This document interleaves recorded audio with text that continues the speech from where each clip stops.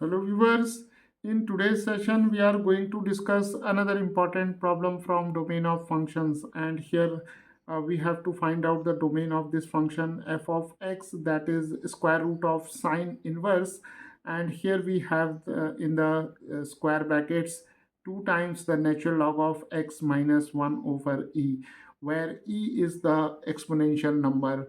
So in order to find out the domain of this function, will make use of the concept of principal value branch or the range of sine inverse function. So we know that sine inverse theta, the range of sine inverse theta belongs to the interval minus pi by 2 to pi by 2, where theta belongs to minus 1 to 1. So here we have minus pi by 2, and here we have pi by 2, and here we have 0, right? So this concept will be used to find out the domain of the function f of x. So here the first condition is that this entire term which is under the square root sign, it has to be greater than 0.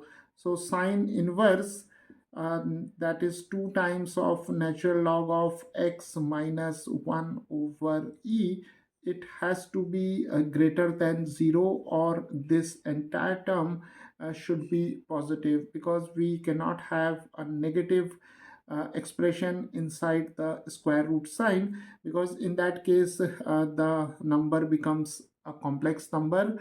But here we are dealing with only the real numbers, right? So this term, that is sine inverse 2 times natural log of x minus 1 over e, this entire term has to be greater than or equal to 0. So now let us take this term as theta. So if we assume theta is equal to 2 times natural log of x minus 1 over e, then this inequality now becomes sine inverse theta greater than 0, right? And from this range of sine inverse theta, we have sine inverse theta lying between minus pi by 2 and pi by 2, that is sine inverse theta should be greater than or equal to minus pi by 2, but less than or equal to pi by 2. But here we have sine inverse theta greater than or equal to 0. So it implies that sine inverse theta must be greater than or equal to 0, but less than this number, that is pi by 2. So here sine inverse theta cannot go beyond minus pi by 2, that is towards the left of minus pi by 2, and sine inverse theta cannot go beyond pi by 2, that is towards the right of pi by 2. So sine inverse theta cannot exceed this number, that is pi by 2, or sine inverse theta is equal to pi by 2, right? So sine inverse theta must be greater than or equal to 0, but less than or equal to pi by 2.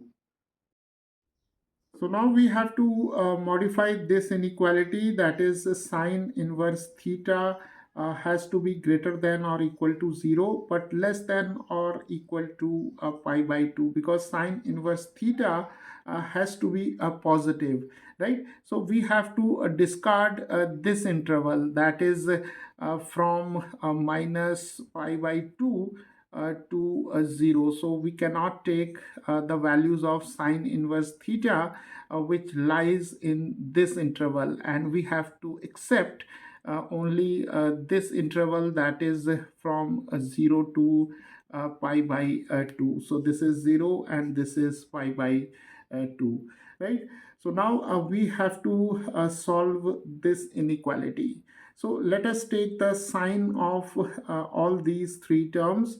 So we have sine of 0, and then we have sine of sine inverse theta, and here we have sine pi by 2.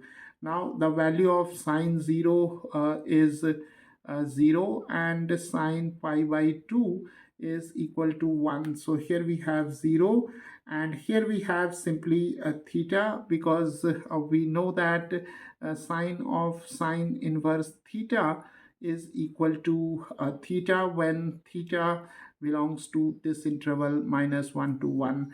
So here we have simply theta, and sine pi by 2 is 1. So now we have this inequality. So let us substitute the value of theta over here. So we have 0, and then 2 times natural log of x minus 1 over e, and here we have 1, right? Now let us divide throughout by this number 2. So we have here a 0 over 2, that is simply 0. Here we have natural log of x minus 1 over e, and here we have half. So now to solve this inequality, we have to make use of an important concept, right?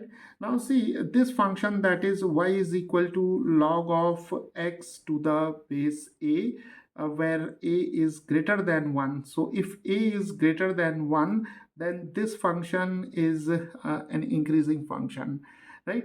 So here we have this inequality, that is log of say x to the base a is greater than or equal to c but less than or equal to b, then the solution of this inequality can be written as a raised to c less than or equal to x, and here we have a raised to b. So here a natural log of x can also be written as log of x minus 1 over e to the base e, right? And obviously e is greater than 1. So if we compare this inequality with this one, then the value of c is 0, and the value of b is half, and for a we have e, right? And for x we have x minus 1 over e. So now using this inequality, the solution of this inequality can be written as a raised to c.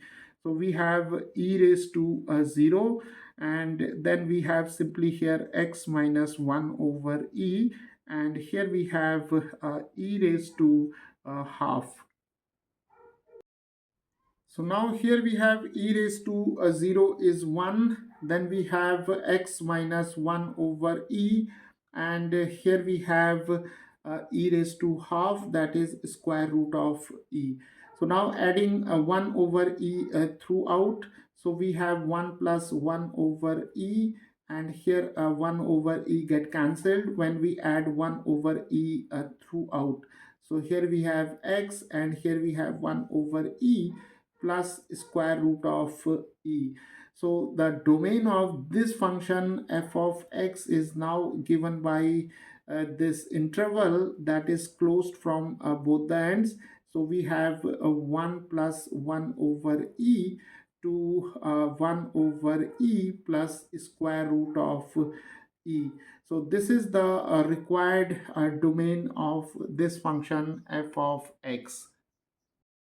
So here it is important to note that while solving this inequality, we have used this concept, right? And here we have said that y is equal to log of x to the base a when a is greater than 1 and x is obviously greater than 0, because the domain of this function should be x greater than 0. So this function is an increasing function, and when we have c less than or equal to log of x to the base a and less than or equal to b, then the solution of this inequality is given by this one.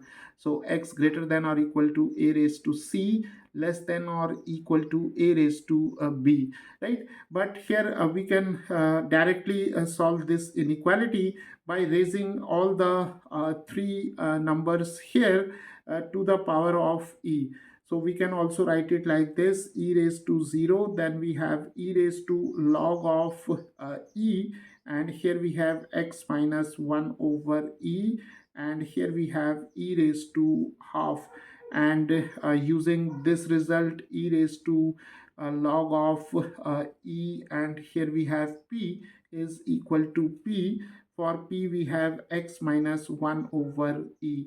So we can now write here e raised to 0 is 1, and then we have e raised to log of x minus 1 over e as e to the base e. So using this expression we have simply x minus 1 over e, and here we have e raised to half, that is e raised to 1 over 2. So this inequality is same as this one. Hello viewers, in today's session we are going to discuss an important conceptual problem from domain of functions, and in this session we are going to find out the domain of this function f of x, that is equal to a square root of tan inverse, and here we have the natural log of x, right? So in order to find out the domain of this function f of x, that is the valid values of x for which this function is defined, we have to make use of some concept from inverse trigonometric functions, right? So from inverse trigonometric functions, we know that tan inverse theta, the range of tan inverse theta, it belongs to this interval, that is the open interval minus pi by 2 to pi by 2, where this theta, it belongs to the set of real numbers, right? So this is the concept behind finding out the domain of this function f of x, because here we have tan inverse natural log of x, so we can take theta is equal to natural log of x, right? So now from this statement we can say that here we have minus pi by 2 and here we have pi by 2, and between minus pi by 2 and pi by 2 we have 0. So our tan inverse theta, the range of tan inverse theta is from minus pi by 2 to pi by 2, and remember here these two endpoints are not included, right? So now let us come to our function. So here we have the square root function, right? So the first condition is that this quantity, that is tan inverse of natural log of x, should be greater than or equal to 0, because this quantity has to be positive under this square root sign, right? Because if this quantity is negative, then we have a negative quantity inside the square root sign, and these quantities belongs to the set of complex numbers, but here we are dealing with only the real numbers, right? So tan inverse natural log of x should be greater than or equal to 0. So now if we take natural log of x as theta, then this inequality now reads as tan inverse theta is greater than or equal to 0, right? So now let us come to this diagram or the real number line. So tan inverse theta is greater than or equal to 0. So here from minus pi by 2 to 0, we have the negative quantities, right? And here from 0 to pi by 2, all the numbers are positive. So now tan inverse theta has to be greater than or equal to 0. So we have to now consider only this interval, right? That is from 0 to pi by 2, because tan inverse theta is to be positive. So we cannot take this interval, that is minus pi by 2 to 0, because tan inverse theta has this range minus pi by 2 to pi by 2. So we have to discard all these numbers or this interval from the range of tan inverse theta. So now we should write here tan inverse theta is greater than or equal to 0, but it should be less than pi by 2, because here the value of tan inverse theta cannot be equal to pi by 2, or it cannot go beyond pi by 2, right? So now we have this inequality, that is tan inverse theta greater than or equal to 0 but less than pi by 2. So we have to restrict ourselves to only this interval where 0 is included, but pi by 2 is excluded, right? So now we can write here for theta, and that is the natural log of x. So we have 0 and tan inverse natural log of x, and here we have pi by 2. Now taking the tan function of these three quantities, we have now a tan of 0, and here we have tan of tan inverse natural log of x, and then we have here a tan of pi by 2. So what we have done here, we have taken the tan function of all these three quantities. So now the value of tan 0 is 0, and here tan inverse natural log of x is simply natural log of x, and here tan pi by 2 is not defined, that is we can write here infinity. So here we have used this result, that is tan of tan inverse alpha is equal to alpha from the properties of inverse trigonometric functions. So now the next step is to get rid of this natural log, right? And here we want to have only the quantity x. So what we will do, we'll raise these three quantities to the power of e, where e is the exponential number. So we have e raised to 0, here we have e raised to natural log of x, and here we have e raised to infinity. Now here we have e raised to natural log of x is simply x, because this is a very famous result. So e raised to natural log of x is equal to x, and e raised to 0 is 1. So we have 1, and here we have simply x, and e raised to infinity is infinity, because we know that e raised to x tends to infinity when x tends to infinity, right? So now we have x greater than or equal to 1 but less than infinity. So the domain of this function f of x is given by x belonging to this interval, that is closed from the left, that is 1, and here we have infinity. So this is the required domain of this function f of x, and here we have the real number line. So this is minus infinity, this is plus infinity, and here we have 1. So this is our domain, including this point, that is x is equal to 1, and it can also be verified by substituting x is equal to 1 in the function. So the function is very much defined for x is equal to 1, because when we take x is equal to 1, then a natural log of x, that is natural log of 1, is 0. So we have f of 1 is square root of tan inverse of 0, and tan inverse 0 is 0, so we have 0. So this is the domain of this function f of x.